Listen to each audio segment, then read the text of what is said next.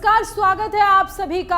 आप देख रहे हैं कंटाप न्यूज और मैं हूं आपके साथ सोनम सिंह। शुरुआत एक सवाल के साथ, क्या 14 दिनों के बाद विश्व युद्ध होगा?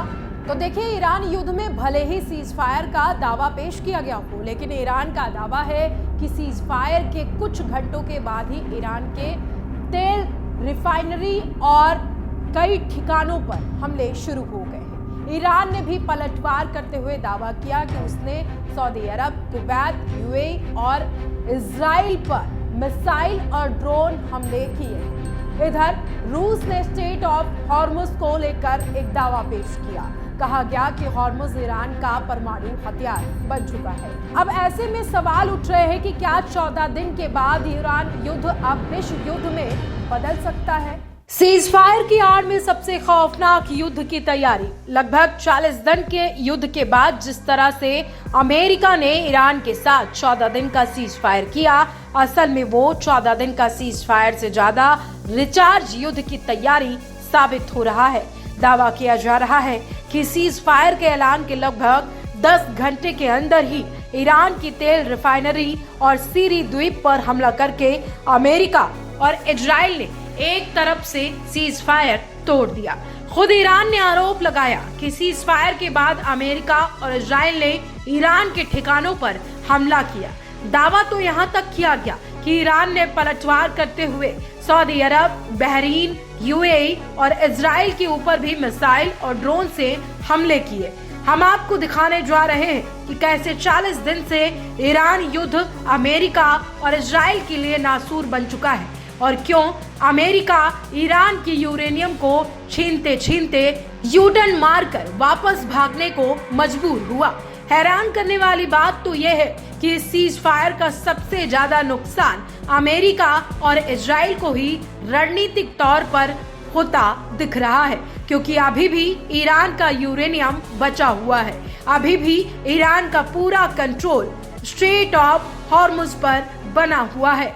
अभी भी ईरान की पावर मिसाइलें जबरदस्त तरीके से पलटवार कर रही हैं। दिन का सीज फायर नहीं, 14 दिन का रिचार्ज युद्ध अब शुरू है। क्या वाकई में 40 दिन तक ईरान पर हमला करने वाले अमेरिका और इजराइल 14 दिन के सीज फायर के बाद ईरान पर हमला नहीं करेंगे, या फिर इन 14 दिनों में अमेरिका और इजराइल नए सिरे से ईरान पर भीषण हमले की तैयारी कर रहे हैं, या फिर पश्चिमी एशिया में मौजूद Qatar, Saudi Arabia, Bahrain, UAE, Kuwait में अमेरिका अपने एयर डिफेंस को मजबूत करने में इसको इस्तेमाल करेगा। जो खबरें सामने आ रही हैं वो हैरान करने वाली हैं। दावों के मुताबिक अभी तक अमेरिका और इजराइल ने ईरान पर 13,000 से ज्यादा हमले किए। इसमें निश्चित तौर पर ईरान की सैन्य क्षमता काफी कमजोर हुई, लेकिन इतनी भी नहीं कि वो घुटने टेक दे। उसके भंडार में अभी भी सैकड़ों बैलिस्टिक और क्रूज मिसाइलों की क्षमता बनी हुई है। ईरान ने 40 दिन के युद्ध में साबित कर दिया कि ईरान को हवाई हमलों से हराना आसान नहीं है, लेकिन अगर जमीनी हमला ईरान पर होता है तो फिर ईरान के साथ ऐसी खूनी जंग होगी जिसे रोकना अमेरिका, इजराइल के बस में नहीं रहेगा। अब हम आपको दिखाते हैं कि कैसे 14 दिन के सीज फायर का फायदा अमेरिका और ईरान उठा सकते हैं। ये 14 दिन युद्ध विराम के कम और रणनीतिक तैयारी के ज्यादा लग रहे हैं। वर्तमान खुफिया रिपोर्टों के मुताबिक अंतर्राष्ट्रीय मीडिया जैसे CSIS और ISW की रिपोर्ट के मुताबिक ईरान की नई युद्ध रणनीति और उसके अगले संभावित कदम कुछ इस तरह से हो सकते हैं। आप भी ये जान लीजिए 14 दिन के सीज फायर से ईरान को क्या क्या फायदा हो सकता है। सबसे पहले एयर डिफेंस मजबूत करना आसान होगा। मिसाइल स्टॉक रीऑर्गेनाइज करना भी संभव होगा। चीन और रूस से टेक्निकल और इंटेल सपोर्ट बढ़ाने में 14 दिन ईरान के लिए काफी शानदार साबित हो सकते हैं। वहीं अमेरिका और इजराइल के लिए भी 14 दिन का सीज फायर रिचार्ज युद्ध साबित हो सकता है। ईरान पर अगले स्ट्राइक लिस्ट भी तैयार करना अब अमेरिका और इजराइल के लिए आसान होगा, टारगेटिंग और इंटे अपडेट करना आसान होगा। क्षेत्र में सैन्य पोजीशन मजबूत करना जैसे हॉर्मुज में मौजूदगी आसान हो जाएगी। वहीं ईरान अपनी बची हुई मिसाइलों को स्थायी ठिकानों की बजाय ट्रकों और मोबाइल लॉन्चर्स पर शिफ्ट कर रहा है। इससे इजरायली उपग्रहों के लिए उन्हें ट्रैक करना मुश्किल हो जाएगा। परमाणु ब्रेकआउट की कोशिश, विशेषज्ञों का मानना है कि ईरान 14 दिन के पॉज का इस्तेमाल अपने यूरेनियम स्टॉक को और अधिक संवर्धित करने के लिए तैयार कर सकता है, ताकि वो वार्ता की मेज पर परमाणु संपन्न राष्ट्र के रूप में अपनी स्थिति मजबूत कर सके। वहीं अमेरिका और इजराइल इंटेलिजेंस रिफ्रेश कर सकते हैं। जब युद्ध चलता है तो दुश्मन छिप जाता है। युद्ध विराम के दौरान जब ईरान की सेना मूवमेंट करेगी, तब अमेरिकी सैटेलाइट और इजरायली मसौद उनके नए ठिकानों को पिन पॉइंट कर सकेंगे। हथियारों के स्टॉक की अगर बात की जाए तो अमेरिका इजराइल को भारी मात्रा में बंकर बस्टर बम और इंटरसेप्टर मिसाइलें फिर से उपलब्ध करा रहा है, जो पिछले हमलों में खर्च हो चुके थे। अब 14 दिन में इसका दोबारा से रिचार्ज किया जाएगा। ये 14 दिन ईरान के नेतृत्व के भीतर डर पैदा करने के लिए कहा जाए तो वे 10 अप्रैल की वार्ता में नहीं झुके तो अगला हमला निर्णायक होगा, इसका डर दिखाया जा सकता है। इधर इन 14 दिन में ईरान सीधे युद्ध की बजाय अपने एक्सिस ऑफ रेजिडेंस जैसे हिजबुल्लाह, हूती और इराकी मिलिशिया को भी फिर से सक्रिय कर रहा है, ताकि इजराइल को कई मोर्चों पर उलझाया जा सके। ईरान हॉर्मुज को पूरी तरह सिमाइन यानी समुद्री बारूदी सुरंगों से भर सकता है। इससे न केवल तेल की आपूर्ति रुकेगी, बल्कि पश्चिमी देशों के युद्धपोतों के लिए भी वहां से निकलना नामुमकिन हो सकता है। वही 10 अप्रैल 2026 को पाकिस्तान की राजधानी इस्लामाबाद में सीज फायर को लेकर अमेरिका और ईरान के प्रतिनिधियों के बीच निर्णायक बातचीत हो सकती है, लेकिन ये 14 दिन दोनों पक्षों के लिए करो या मरो वाले साबित हो सकते हैं। तो देखिए कैसे ईरान के लिए सबसे बड़ा फायदा यह है कि वो इस समय उपयोग अपने उन भूमिगत ठिकानों को सुरक्षित करने में कर रहा है, जो अभी तक हमसे बचे हुए हैं। अगर ईरान को लगता है कि उसकी सत्ता खतरे में है, तो वो सैमसंग ऑप्शन यानी सब कुछ दांव पर लगा देना अपना सकता है, जिसमें वो अपने पास मौजूद हर घातक हथियार का इस्तेमाल एक आखिरी हमले के तौर पर कर सकता है।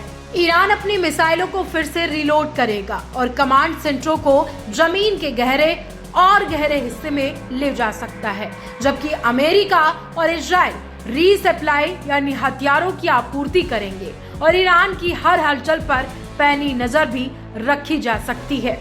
अगर बात की जाए 15वें दिन की, तो यदि 15वें दिन हमला करना पड़ा तो ईरान के नए ठिकाने को जानते हो। कुल मिलाकर ईरान की रणनीति अब तक सर्वाइव और सरप्राइज यानी बचना और अचानक हमला करना, इन दोनों पर केंद्रित है। ईरान दुनिया को ये दिखाना चाहता है कि वो झुक नहीं रहा, बल्कि बस अपनी ताकत बटोर रहा है। इन 14 दिनों के दौरान ईरान अपने ठिकानों को जानता है। कुल मिलाकर ईरान की रणनीति अब सर्वाइवल और सरप्राइज यानी बचना और अचानक हमला करना पर केंद्रित है। ईरान दुनिया को ये दिखाना चाहता है कि वो झुकेगा नहीं, बस अपनी ताकत इकट्ठा कर रहा है। एक तरीके से अगर कहा जाए तो इन 14 दिनों के दौरान ईरान अपने भूमिगत परमाणु केंद्रों को सुरक्षित स्थानों पर शिफ्ट कर सकता है या फिर अंतिम तकनीकी प्रक्रिया पूरी कर सकता है। अगर 14 दिनों बाद बातचीत विफल रही तो ईरान दुनिया के सामने ये कह पाएगा कि उसने शांति की कोशिशें की, लेकिन अमेरिका की शर्तें परमाणु कार्यक्रम का पूर्ण उसकी संप्रभुता के खिलाफ है। संभव है कि 10 अप्रैल के बाद चीन और रूस मिलकर ईरान के लिए एक नया सुरक्षा ढांचा पेश कर सके, जो अमेरिकी वर्चस्व को चुनौती देगा। अब जरा नजर डाल लेते हैं दूसरे पहलू पर। हॉर्मुज ईरान का परमाणु हथियार निकला, ये दावा किसी और ने नहीं बल्कि रूस के पूर्व राष्ट्रपति का है।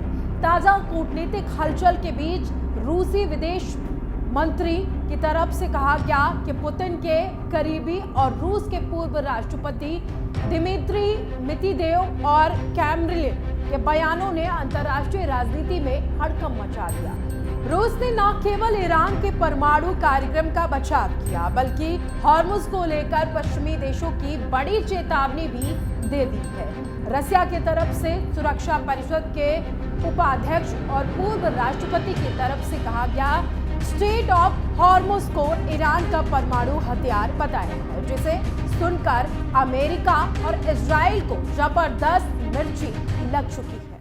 दिमित्री ने बेहद तीखा बयान देते हुए कहा कि अमेरिका और इजराइल के इन हमलों के बाद अब इसमें कोई संदेह नहीं रह गया कि ईरान तिगुनी ऊर्जा के साथ परमाणु हथियार बनाने की कोशिश करेगा।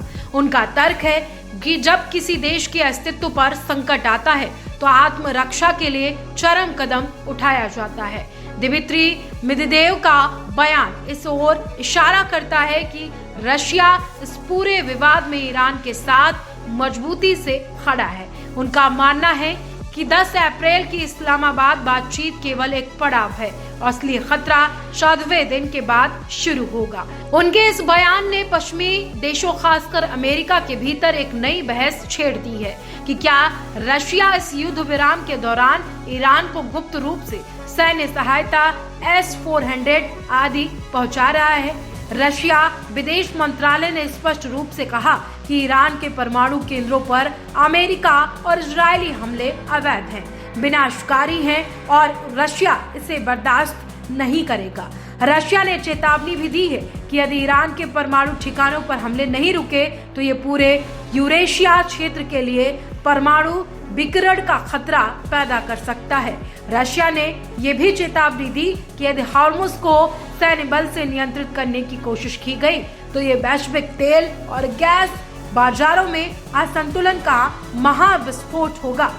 रशिया के बयानों के बाद अमेरिका और इजराइल में हड़कंप मचा हुआ है। रिपोर्ट्स में दावा किया गया कि रशिया ने ईरान को गोपनीय तरीके से उन्नत सैन्य उपकरण S-400 मिसाइल डिफेंस सिस्टम की तकनीकी मुहैया कराई है।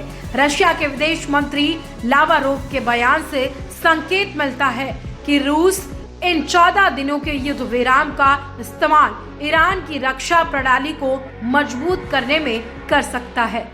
कुल मिलाकर देखना यह होगा कि अगले 14 दिनों तक क्या सीज फायर टिक पाएगा, क्योंकि ईरान का दावा है कि सीज फायर के ऐलान के 10 घंटे बाद ही उस पर हमले किए जा रहे हैं। अब देखना यह होगा कि ईरान आगे कैसा और किस तरीके का फैसला लेता है, या फिर यूं कहें कि ईरान की तरफ से क्या रुख अख्तियार किया जाता है।